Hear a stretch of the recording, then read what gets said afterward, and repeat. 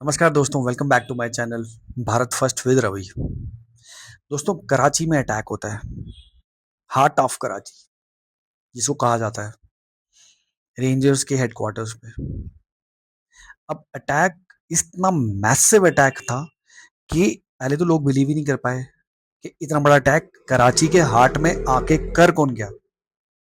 फिर धीरे धीरे इन्वेस्टिगेशन में कि इट इज कैरी पता चलता है it is carried out by Jamaatul Ahrar, the faction of Tehrik Taliban Pakistan. आप कह सकते हो तहरीक टीटीपी का ही एक फैक्शन है ना, एक उसी की शैडो में काम करता है। अब बात सोचने वाली ये है कि इतना बड़ा अटैक अंदर तक कराची के अंदर घुस के वो कर कैसे लिया उन्होंने, क्योंकि it was a very well coordinated attack.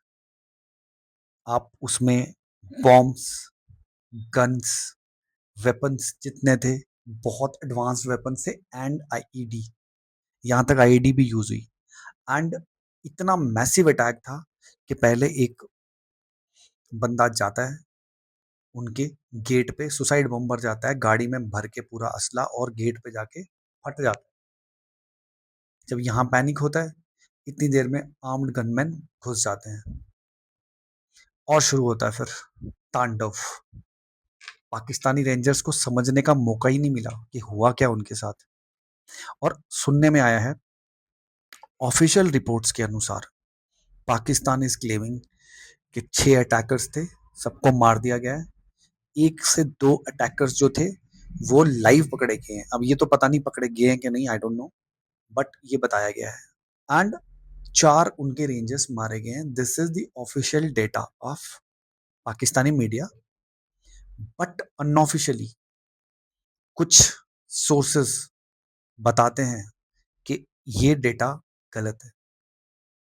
Pakistan के करीब करीब 70 के करीब रेंजर्स को मार दिया गया इन आतंकवादियों द्वारा।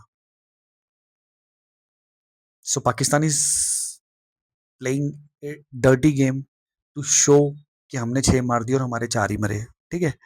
अब बात ये आती है कि जमातुल अरहर ने ये अटैक कैरिड आउट किया कैसे। अब जो समझ में आता है और जो सोर्सेस बताते हैं, उन्होंने पहले की रेकी, बहुत बढ़िया से रेकी की, उस रेंजर्स की यूनिट की, जो पूरा यूनिट था उसका रेकी किया। उसके बाद रेकी करने के बाद उन्होंने पूरा डिटेल था उनके पास कि कितने गार्ड्स ड्यूटी देते हैं, कितने गार्ड्स जो हैं वो कब चेंज होते हैं, कौन कौन रहता है, क्या क्या वेपन्स रहते हैं। This is the information they collected first. Then उन्होंने इसको कोऑर्डिनेटेड तरीके से अंजाम दिया। अब एक सवाल ये आता है कि वाई कराची, कराची क्यों?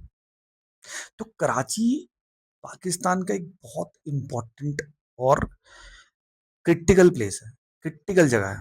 ठीक है। आप कह सकते हो इसको, it is the Bombay of Pakistan. It is the place जहां पे आपको ग्लैमर भी मिलेगा, क्राइम भी मिलेगा, अंडरवर्ल्ड भी यहीं मिलेगा, एंड लियारी भी यहीं मिलेगा। लियारी जानते हो ना, लियारी। अब बात यह है कि घुमा फिरा के it is the commercial capital, कह सकते हैं commercial hub of Pakistan. And इस अटैक के बाद इस अटैक के बाद एक बहुत बड़ा क्वेश्चन मार्क आया पाकिस्तान पे कि हाउ, कराची जब इतना क्रिटिकल प्लेस है, इतनी सिक्योरिटी है वहां पे, तो ये कैरिड आउट कैसे हुआ अटैक। अब कराची में it is the commercial capital, as I told you. Naval headquarter भी वहीं पे है। पाकिस्तान का बहुत बड़ा नेवल हेडक्वार्टर कराची में ही है। जितना भी लॉजिस्टिक्स के गेटवेज हैं,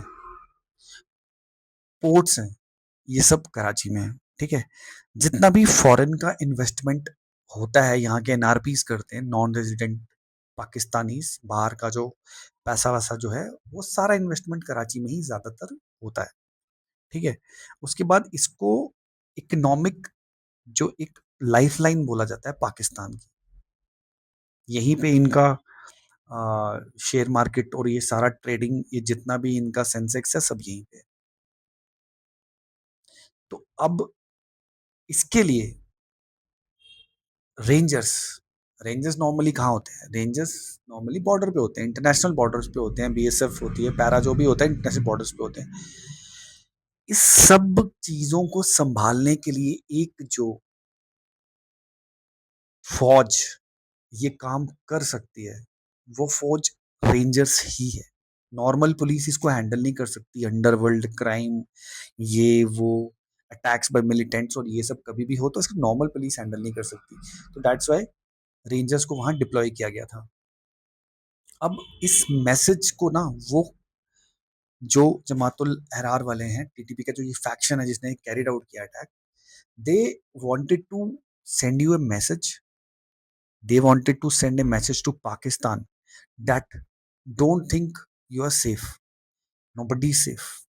अब वो चाहे तुम्हारी पुलिस है, चाहे वो तुम्हारी आर्मी है, चाहे वो तुम्हारे रेंजर्स हैं, चाहे वो पॉलिटिशियंस हैं, एंड चाहे वो तुम्हारे ब्यूरोक्रेट्स हैं, कोई भी सेफ नहीं है।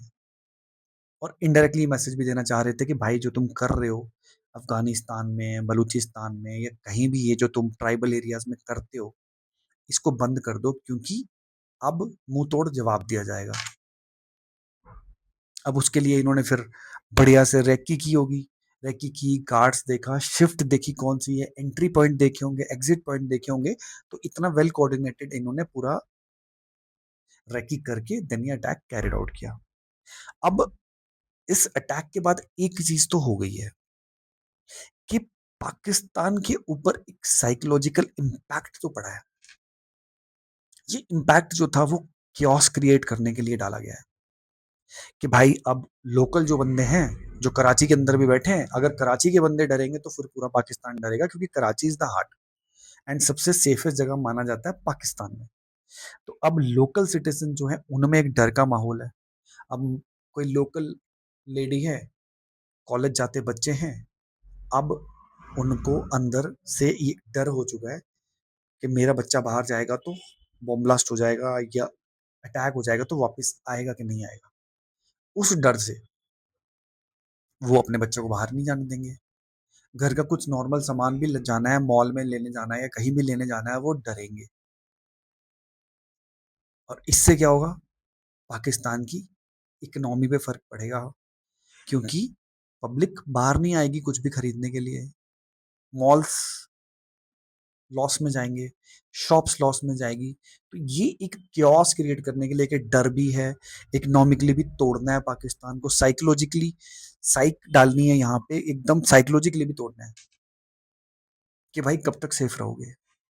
तुम सोच रहे हो कि तुम एयर अटैक करोगे, मासूमों को मारोगे और तुम बच जाओगे। तो ये एक क्योस क्रिएट करने के लिए पाकिस्तान को एक मैसेज था, सीधा सीधा, बाय टीटीपी। और ऐसे वेल कोऑर्डिनेटेड अटैक्स जो हैं बीएलए एंड तालिबानी भी कर रहे हैं। तो पाकिस्तान एक तरह से देखा जाए तो घिर चुका है, पूरा पूरा घिर चुका है। एंड जो जो मॉन्स्टर उसने क्रिएट किए थे, अब वो उसी को खा रहे हैं धीरे धीरे। एंड अब सुनने में ये भी आया है, वन मोर एडिशन, कि हमास, ये लोकल ट्रेनिंग कैंप्स जो हैं वहां पे मिलिटेंट्स को जो ट्रेनिंग देते हैं, उन लोकल ट्रेनिंग कैंप्स में हमास ट्रेनिंग दे रहा है। और ये चीज मोसाद की नॉलेज में है। And as per sources, Mossad has also entered in Pakistan and POK, वो एंट्री मार चुके हैं। अब आने वाले टाइम में अगर आपको ये पता चले कि मोसाद ने ये कर दिया, मोसाद ने हमास के मिलिटेंट्स को पाकिस्तानी धरती पे मार दिया गया बाय अननोन, तो भाई ये मत सोचना वो हमारे अननोन होंगे। वो हमारे अननोन नहीं भी हो सकते, वो हमारे अननोन के भाई हैं जो आ चुके हैं पाकिस्तान में अब। एंड उनको मोसाद बोला जाता है, and they are the best in the world. तो this is like situation in Pakistan. Chaos create हो चुका है, अलग अलग तरह से, अलग अलग डायरेक्शन से, अलग अलग फैक्शन, अलग अलग गुटों द्वारा इसको अटैक पे अटैक किए जा रहे हैं। एंड क्योस का माहौल है। अब आने वाले टाइम में देखते हैं how Pakistan will counter this, but अभी भारत की तरफ से दाव बाकी है। पाकिस्तान की बहुत बुरी हालत करेंगे हम, अगर पाकिस्तान इन सब से बच गया तो then it will see. But मुझे लगता नहीं है, जो सिचुएशन चल रही है, पीओके पूरा जाम कर रखा है उन्होंने, पाकिस्तानी सेना को एंट्री नहीं मिल रही है। पीओके अलग होना चाह रहा है, वो भारत से भी डिमांड कर रहा है कि यू इंटरफेयर। खुद के फैक्शंस भी बने हुए हैं उनके, जो एक दूसरे को सपोर्ट कर रहे हैं। तो पाकिस्तान का आने वाला टाइम बहुत खराब जाने वाला है, and let's see, wait and watch the decline of Pakistan, and he deserve it. Pakistan deserve it. It don't deserve to live जहां ये दूसरों को जीने नहीं देता। जय हिंद, जय भारत, वंदे मातरम। प्लीज वीडियो को लाइक कीजिए, सब्सक्राइब कीजिए एंड सपोर्ट कीजिए। जय श्री राम।